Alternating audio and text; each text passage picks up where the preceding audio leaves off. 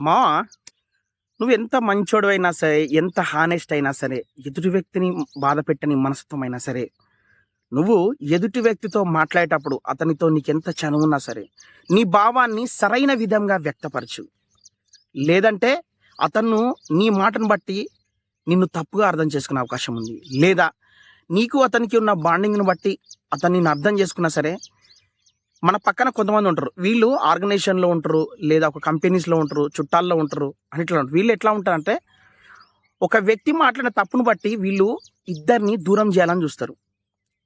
వీళ్ళు ఎట్లా అంటే ఇద్దరి మధ్యలో అగ్గి రాజేసి శునకానందం పొందాలని చూస్తారు. వీళ్ళకెప్పుడు ఒక ఇద్దరు వ్యక్తులు కలిసి మాట్లాడుకుంటే నచ్చదండి వీళ్ళకు. వీళ్ళకెప్పుడు దూరం చేద్దాము.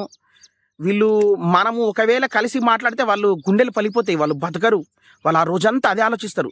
అలాంటి వాళ్ళకు నువ్వు మాట్లాడే తప్పుడు మాట వాళ్ళకొక ఛాన్స్ వస్తది. సో, నిన్ను ఈ ప్రపంచానికి చెడుగా చూపించే ఆస్కారం ఉంది.